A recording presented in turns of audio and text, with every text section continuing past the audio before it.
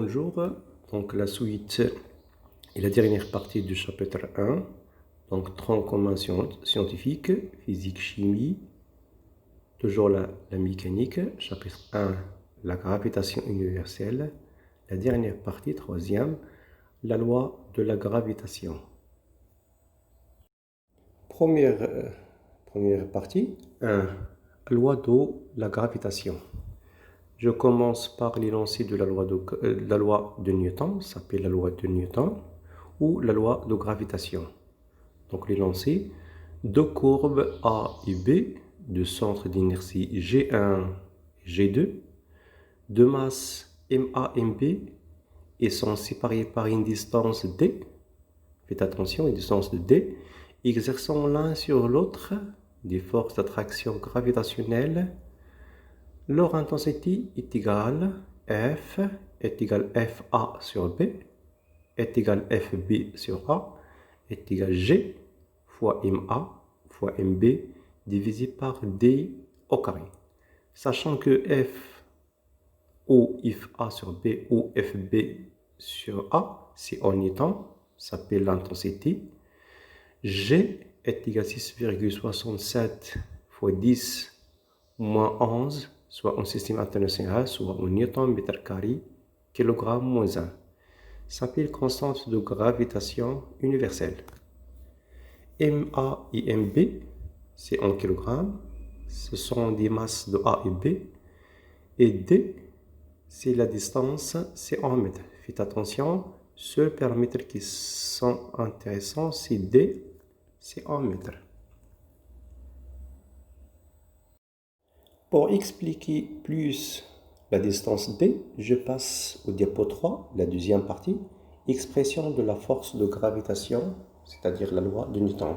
On peut distinguer trois cas. Premier cas, c'est à gauche, c'est le corps, ce sont des points, ce sont des ponctuels, MA et B, séparés par une distance D. Donc A et B, ce sont des ponctuels. Il n'existe pas de rayons. Donc l'expression, c'est FA sur B est égal FB sur A est égal G, MA fois MB divisé par D au carré. Deuxième cas, c'est l'un des courbes, c'est une sphère, donc ayant un rayon. Donc c'est le cas intermédiaire, c'est MA, MB, séparé une distance, sachant que cette distance constituée par le rayon RA, une altitude ou une distance grand H. Donc, FA sur B est égal FB sur A est égal G fois MA fois MB divisé par la somme RA plus H tout au carré. Faites attention, tout au carré. Dernier cas, c'est A et B. Ce sont des sphères ayant de rayon RA et RB séparés par une distance plus H. Donc l'expression de la loi de Newton, c'est FA sur B ou FB sur A est égal G fois MA fois MB divisé par la somme RA plus H plus RB tout au carré. Alors, dernière partie, troisième, représentation de la force de gravitation. Alors, premier cas, c'est, faites attention, F vecteur B sur A. L'autre, c'est FB, c'est A sur B. Donc, la notation, il faut les séparer. Donc, comment représenter la force qui exerce de A sur B et qui exerce aussi de B vers A. Donc, c'est la même chose. Premier cas, deuxième cas, troisième cas. Faites attention, le rapport de B sur A et le rapport de A sur B, comment l'ont noté les cas.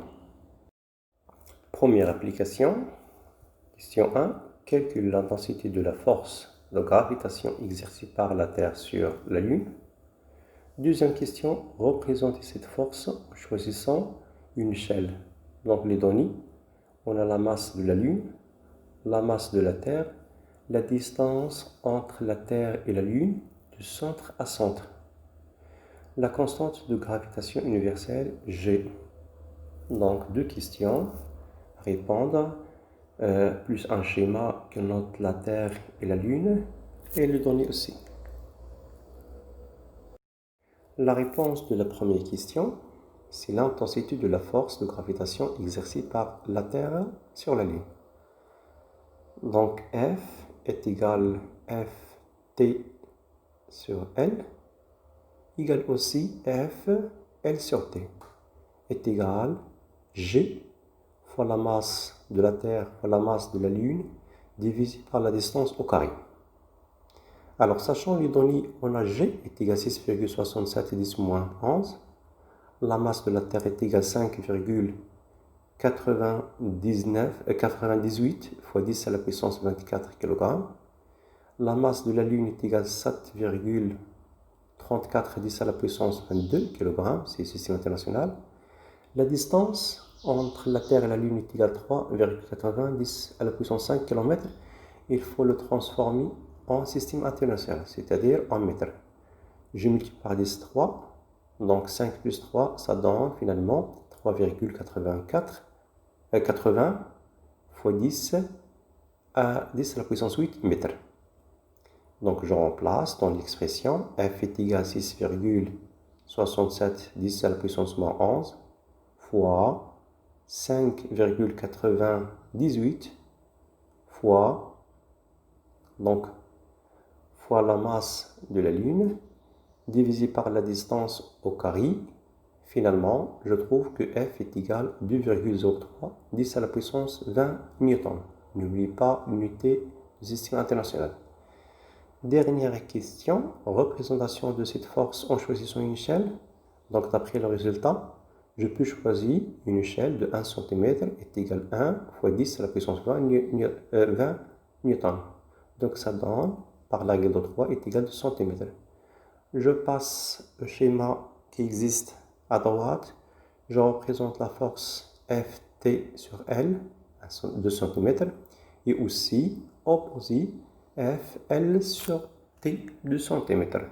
Ce sont des forces opposées, même module, orienté inverse, et pas au départ de chaque centre de la Terre et la Lune. Deuxième, expression de l'intensité de la pesanteur. Donc 1, l'intensité de pesanteur au niveau de la surface de la Terre. C'est au niveau de la surface de la Terre. Donc un schéma existe à la droite, un homme à la surface de la Terre. Je peux représenter P, le poids, de haut vers le bas, et je vais représenter la force exercée de S sur T. Donc à l'équilibre, P est égal à F S sur T. Donc j'utilise le modèle. Donc P est égal à ms, la masse d'eau de corps, ms fois G0, est égal à G fois la masse de la Terre fois ms, divisé par la distance qui sépare entre deux centres de gravitation. Donc c'est RT au carré. Je peux simplifier par la masse ms à droite et à gauche, donc implique en rouge, G0 est égal à G mt sur RT au carré. Donc je peux le négliger, la distance de centre de corps par rapport au rayon. Donc l'expression de l'intensité de pesanteur au niveau de la surface de la Terre c'est G0 est égal à G fois mt divisé par RT au carré. Un petit exemple de faire l'application. Donc sachant que G est égal à 6,67 10 moins 11. La masse de la Terre est égale à 5,98 10 à la puissance 24 kg. Le rayon de la Terre, c'est 6380 km. Je peux transformer en mètres. Donc je remplace dans l'expression, ça donne G0 est égal à 6,67 10 moins 11 fois 5,98 fois 10 à la puissance 24 divisé par le rayon en mètres au carré. Ça donne une intensité de G0 9,80 Nm/kg moins 1. Donc c'est l'intensité de pesanteur au niveau de la surface de la Terre.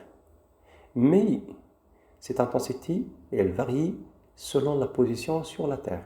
Donc un autre exemple, si je peux calculer, donc G0 il dépend de l'altitude.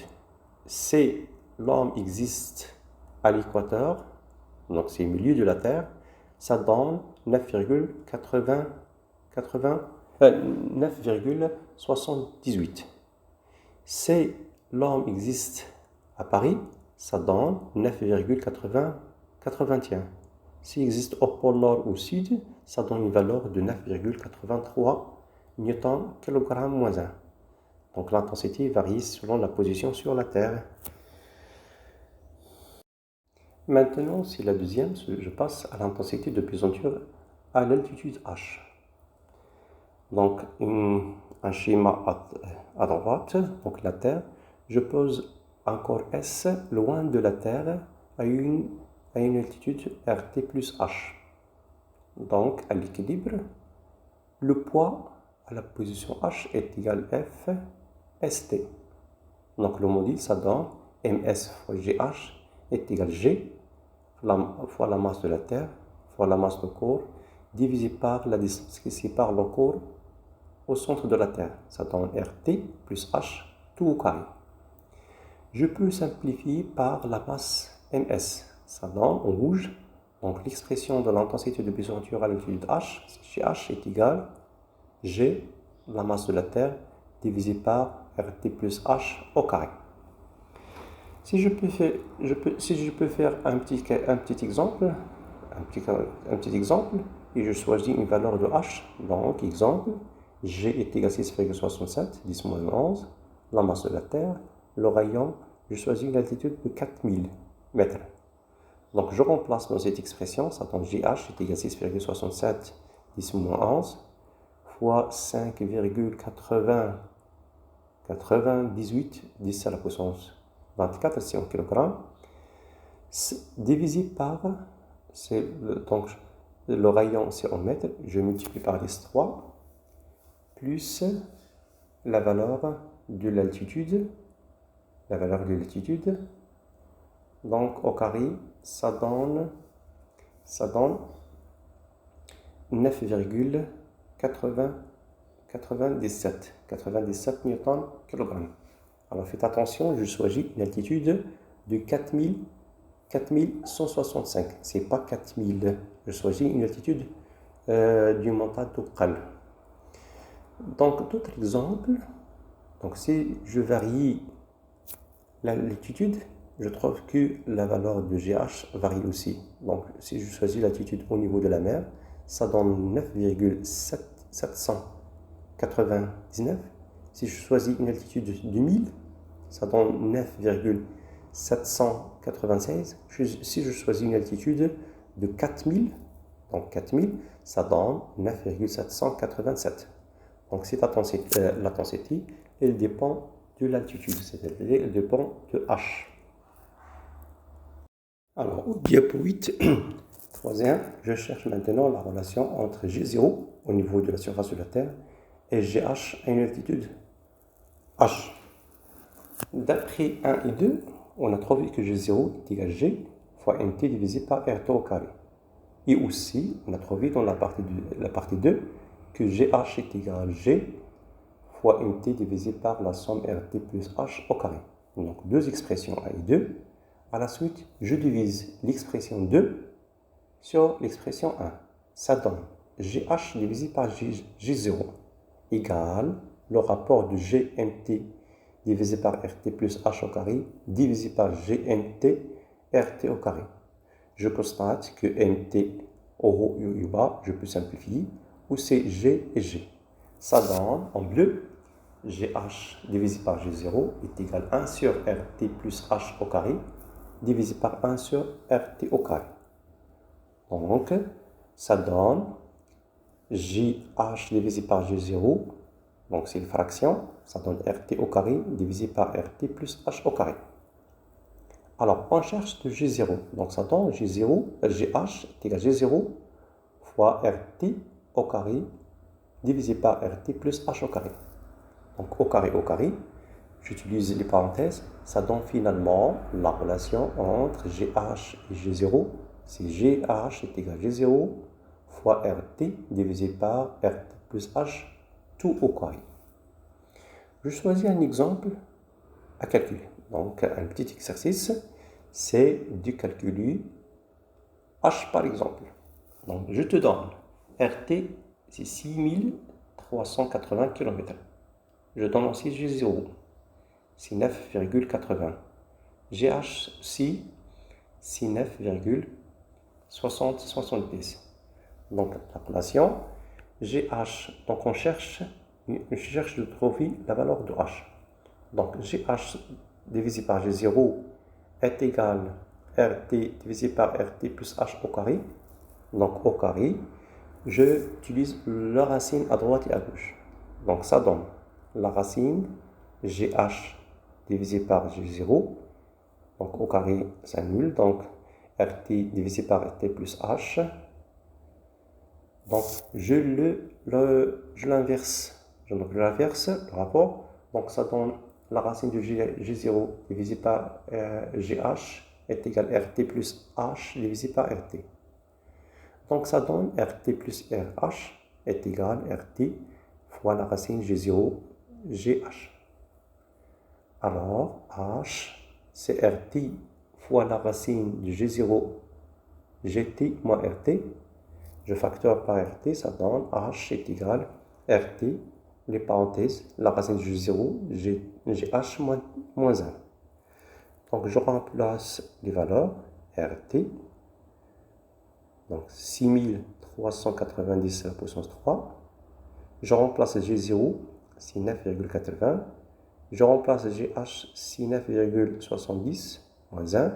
Donc, finalement, ça donne l'altitude est égale 32,90 à la puissance 3 mètres. Alors, le diapo 9, c'est l'exercice. On considère une navette spatiale de masse ns est égale à 4,1 10 à la puissance 3 kg. Au mouvement pratiquement circulaire autour de la Terre à une altitude h. La durée pour effectuer un tour complet autour de la Terre est de 101 minutes. Donc les données, la masse de la Terre, constante de gravitation universelle, le rayon de la Terre. Donc un petit schéma à droite représente la Terre plus la navette spatiale. Première question, 1.1. Exprimez la force de gravitation exercée par la Terre sur la navette. Donc la réponse, la force de gravitation exercée par la Terre sur la navette à une position. Donc ça donne Ft sur S est égal à G fois Nt fois Ms divisé par la somme de RT plus H au carré. C'est l'expression. Deuxième question, 1.2. Déterminer la valeur de la force de gravitation exercée par la Terre sur cette navette spatiale posée au sol. Donc, faites attention à la question. Donc, la valeur de la force de gravitation exercée par la Terre sur cette navette spatiale posée sur le sol. Donc, ça donne cette expression d'abord. C'est Ft sur S est égal à G Mt Ms divisé par RT au carré. Donc, je remplace les valeurs du G et je remplace la masse de la Terre, la masse de la navette spatiale, la distance, donc au sol, c'est seulement le rayon, RT, je le transforme en mètres, donc ça donne une intensité de 4,031 10 à la puissance 4 newton. C'est une question simple à faire. Deuxième partie de la question 2. On considère maintenant une autre navette spatiale de masse ms, se déplaçant de la Terre vers la Lune. On dessine par D la distance entre le centre de la Terre et celui de la navette. Les données, la masse de la Lune, la distance moyenne entre les centres de la Terre et la Lune est égale DTL est égal 380 000 km. Ce sont des données plus un schéma à droite. Au diapo 12, donc 2.1, question. Donne l'expression littérale de l'intensité, premier cas, Ftn, c'est-à-dire la force de gravitation universelle exercée par la Terre sur la navette. Donc ça donne, d'après le schéma, Ft sur n est égal à G, la masse de la Terre, fois la masse de la Lune. Donc la distance qui sépare, d'après le schéma, la Terre et la navette, c'est D. Donc c'est D au carré. Petite b, F, L sur N, c'est-à-dire la force de gravitation universelle exercée normalement par la Lune sur la navette. Donc d'après le schéma, si je développe le schéma, donc la distance grande D, c'est la distance qui sépare entre la Lune et la Terre. Petite d, c'est la distance qui sépare la navette et la Terre. Donc il reste un petite variable, c'est la distance x. X, c'est la distance qui sépare la Lune et la navette. Ça donne une petite variation, c'est grand D moins petite d. Donc finalement, la force, ou l'expression de la force F, L sur N est égale G, ML fois MS divisé par D moins petite d, tout au carré. On termine par la dernière question. De 2, trouvez la distance D0 pour laquelle les deux forces de gravitation universelle, Ftn et Fln, auront la même intensité. C'est-à-dire tout simplement, la navette soit en position d'équilibre, on peut en position d'équilibre. Donc la réponse de 2, on cherche la distance de D0. Donc à l'équilibre, c'est-à-dire Ftn est égal à Fln, je remplace Ftn par Gmt ms divisé par D0 au carré est égal, je remplace Fln par G grand ML ms divisé par grand D moins D0 au carré. Donc je peux simplifier par G à droite et aussi la masse de la navette. Donc ça donne Mt divisé par D0 au carré est égal à ML divisé par grand D moins D0 au carré. À la suite du calcul, donc ça donne grand D moins D0 au carré divisé par D0 au carré est égal à ML divisé par MT. Ce sont des calculs simples mathématiques, ce sont des fractions. Donc j'utilise la racine à droite et à gauche, ça donne grand D moins D0 divisé par D0 est égal à la racine ML MT. Donc toujours on cherche l'expression de D0 en fonction de d'autres paramètres. Ça donne grand D moins D0 est égal à D0, la racine ML divisé par MT. Donc implique que D est égal à D0, la racine ML MT plus D0, je factoire par D0, donc ça donne grand D est égal à D0 factoriel 1 plus la racine ML divisé par MT. Finalement, on cherche l'expression de D, D0, donc D0 est égal à grand D divisé par 1 plus la racine ML divisé par MT. Alors, dernier diapo, c'est le 14, de faire l'application numérique et je remplace. Donc, d'abord, D0 est égal à grand D divisé par 1 plus la racine de ML divisé par ML. Donc, je remplace chaque valeur